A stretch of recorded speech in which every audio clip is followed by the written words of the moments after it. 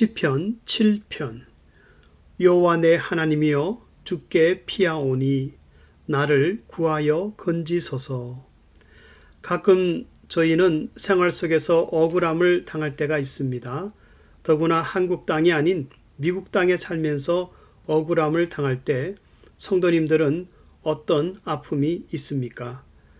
속 시원하게 영어로 설명을 다 할 수 있다면 그나마 괜찮겠지만 그것도 아니고 피부 색깔이 다르다고 차별을 받을 때는 남의 나라 땅에 살면서 서러움이 많으면 많아졌지 줄지가 않습니다.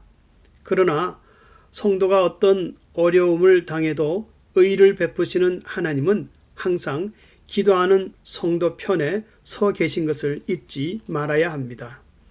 본 시편은 악인들의 행위에 동조하지 않고 끝까지 하나님의 말씀을 지키려고 하는 성도의 모습을 표현하고 있습니다.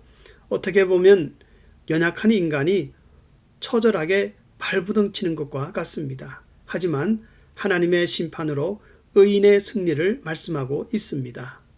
본 시편의 표제를 보면은 쉿가욘이란 표현이 나오는데 이것은 강한 흥분과 감정이 급하게 동요되는 가운데 지은 시라는 뜻입니다.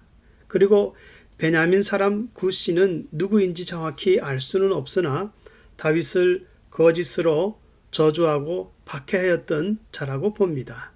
그래서 다윗은 본 시편에서 이런 자신의 억울함을 공의의 하나님께 호소하고 있습니다. 여호와 내 하나님이여 내가 주께 피하오니 그러므로 구하여 건지소서.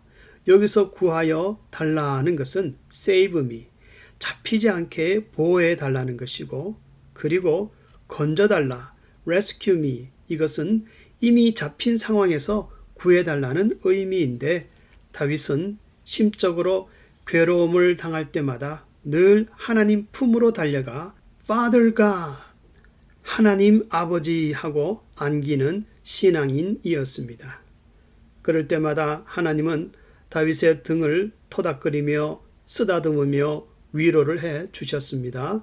그래서 이러한 은혜를 경험하고 아는 다윗은 하나님께 달려가 그 품에 안기기를 늘 주저하지 않았습니다. 그런데 성도들이 억울함을 당할 때에 하나님의 위로를 받기 위해서는 적어도 두 가지 행위가 꼭 있어야 한다고 본문에서는 말씀합니다. 첫째는 3절부터 5절 말씀을 보면은 여호와 내 하나님이여 내 손에 죄악이 있거든 내 영광을 진토에 떨어뜨리소서. 성도들의 손, 마음에 죄악이 없어야 한다고 말씀합니다. 죄악은 하나님과 나의 관계를 가로막는 담과 같아서 정직한 자만이 하나님의 위로를 받을 수 있습니다. 그래서 기도하는 성도의 마음이 정결할 때는 담대함으로 하나님께 무엇이든지 구할 수가 있고 빌립보서 4장 19절에서는 나의 하나님이 그리스도 예수 안에서 영광 가운데 그 풍성한 대로 너희 모든 쓸 것을 채우시리라. 다시 말하면 정결한 성도의 기도는 마음의 소원만 이루어지는 것이 아니라 성도의 쓸 것까지도 풍족히 채워주신다고 말씀합니다. 둘째는 6절부터 10절 말씀대로 여호와여 나를 판단하소서 나의 방패는 하나님께 있도다. 하나님만이 나의 의로운 심판자가 되심을 알고 호소해야 한다는 것입니다. 세상은 돈이나 권세만 있으면 얼마든지 잘못된 판결을 할 수가 있지만은 하나님은 항상 공평하게 심판하시는 분이십니다. 그리고 그 심판이 얼마나 공평한지 사람의 심장, 정확한 원어의 표현은 심장과 마음, the heart and mind, 이것을 감찰하신다고 9절에서 말씀합니다.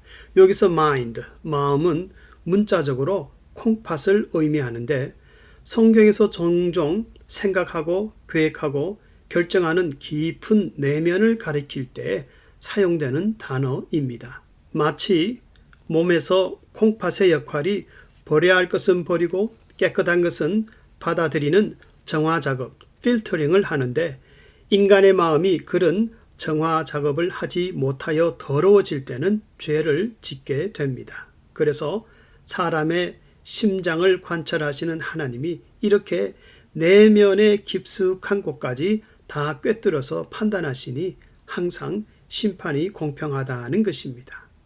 더구나 6절에서 심판을 명하셨나이다. 심판의 제도를 만드신 분은 하나님이시고 8절에서 만민에게 심판을 행하시오니 세상 종말에 온 인류를 심판하실 분도 하나님이시기 때문에 억울함을 호소하는 성도들은 반드시 이런 의로운 일을 행하시는 하나님께로 나와야 위로함을 받을 수 있다고 말씀하고 있습니다. 마지막으로 죄에 대하여 매일 분노하시는 의로운 재판장 하나님은 의인을 괴롭히는 악인에 대해서 12절에서 이렇게 말씀합니다.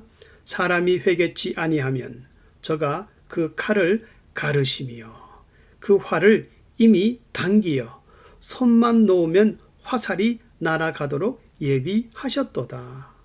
악인들을 죽일 기계를 예비하시고 그들의 죄가 자기 머리로 돌아가게 한다는 것은 반드시 악인들은 하늘의 벌을 받게 된다는 것입니다.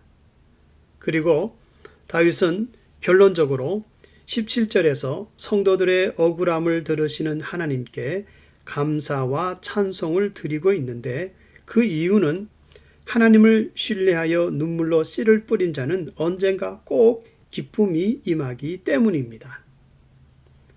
성도님들 가운데 생활 속에서 어떤 억울함을 갖고 있습니까? 여호와 내 하나님이여 주께 피하오니 나를 구하여 건지소서. 우리 성도들은 정직한 자를 구원하시는 하나님을 늘 피난처로 삼아야 합니다. 그래야 그 품에 안겨 위로를 받을 수가 있습니다. 이러한 하나님의 위로와 축복이 넘칠 수 있기를 주의 이름으로 축원합니다.